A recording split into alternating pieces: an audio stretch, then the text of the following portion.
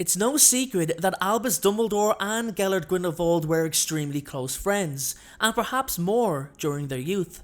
The two boys met in Godric's Hollow and planned their own assault of succession upon the wizarding world. Many, if not all of us, are aware that their friendship came to a shuddering halt with the death of Ariana Dumbledore from the result of a three-way duel that broke out between Aberforth, Gellert and Albus. This led to Grindelwald embarking on his own quest for dominance without his friend, while Dumbledore heavily grieved his sister. Now we all know how that story panned out. We know what happened. But what if things were different? What if Dumbledore actually joined with Grindelwald regardless of the situation and actually stuck to the plan they had? How different would the wizarding world have been with these two powerful wizards on the same side? How would it have affected the Fantastic Beasts storyline? Well, let's take a look in today's video.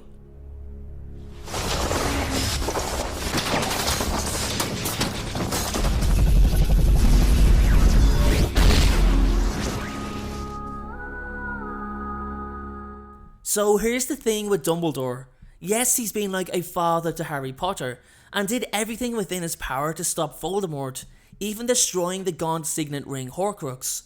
However, he really does have a dark past, and I'm aware that many of you know that, so I'm not exactly trying to feed you information that won't surprise you, but it's very important to understand the man's past, as this helps create a better visual when it comes to placing Dumbledore in what can only be argued as the villain's position. Yes, Dumbledore would be considered a villain and a dark wizard had he joined with Grindelwald, and were it not for the tragic death of his sister, the fate of the wizarding world could have been very different. In terms of the bigger picture, Dumbledore did completely become a credible, responsible and caring wizard. He was quite self-centered in his younger years, however. He craved power. He always had, and honestly even in his latter years, he still craved power. He disregarded his family and was actually resentful of the situation not allowing him to leave to travel the world prior to meeting Gellert Grindelwald a year earlier. Although Gellert was the more persuasive of the two, Albus was in a way somewhat of a perfect candidate. He wanted adventure, and Grindelwald was the man to give him that. So let's look at what the two had planned to do. Keep in mind, both were still quite young. Now, they both shared the belief that wizards should not have to be hidden away from the Muggle world, although I would like to add that this view may have been brought to light by Gellert himself. Albus, blinded by the thrill and excitement of a different life with his new friend, may have unknowingly agreed with him at the time, but he ended up thoroughly committing to this cause, and was prepared to do anything in order to achieve it. The two young men planned a takeover. What they had in common was their brilliance with magic. They wanted to end the international statute of wizarding secrecy and enslave the Muggle race. Yes, Albus Dumbledore planned to enslave Muggles. In order to achieve their goal, both men became deeply motivated to find the Deathly Hallows. It is said that to unite the Hallows would make one the master of death. Individually, the magical objects were critical to what they believed they needed to do. The Elder Wand is the most powerful wand in the world. In the hands of an already powerful wizard, it can be undefeatable. Now the wand's history will argue this point, but circumstances surrounding the wand's change of allegiance have always been very unclear. With the Elder Wand, the two wizards believed they'd be unbeatable. They also sought the Resurrection Stone, although for a reason that would not have been possible. Gellert Grindelwald believed that, with the stone in his possession, he could raise an army of Inferi, tens of thousands of animated corpses that would be at his beck and call. However, as I've said, this would have been impossible as the stone does not have that sort of power. However, over the years, there's been so much myth and speculation added to the story of the Hallows that it's only natural for some to assume they have powers beyond their limits.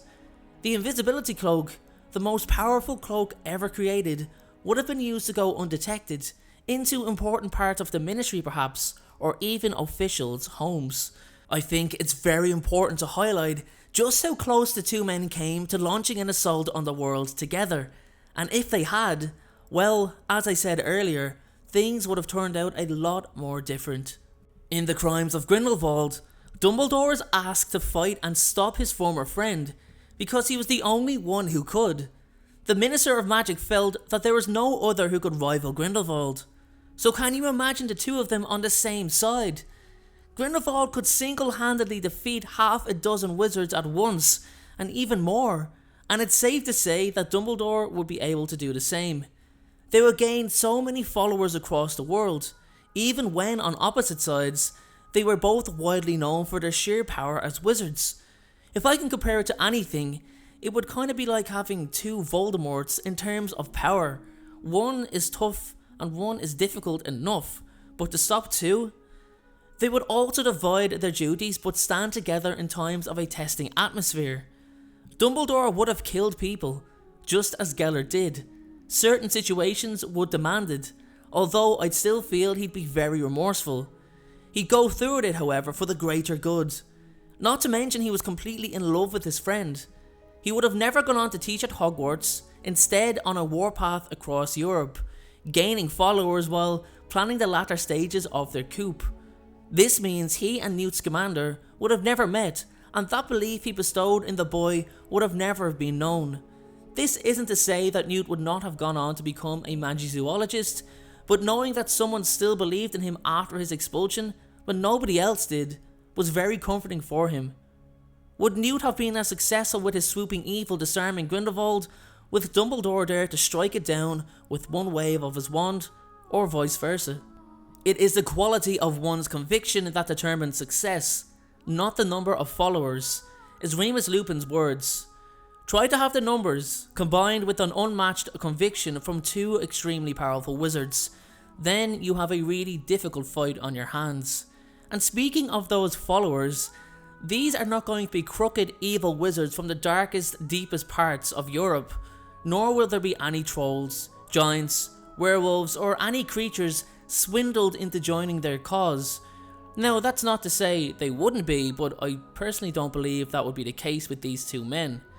I genuinely believe that Dumbledore and Grindelwald would have gathered followers of a respectable status.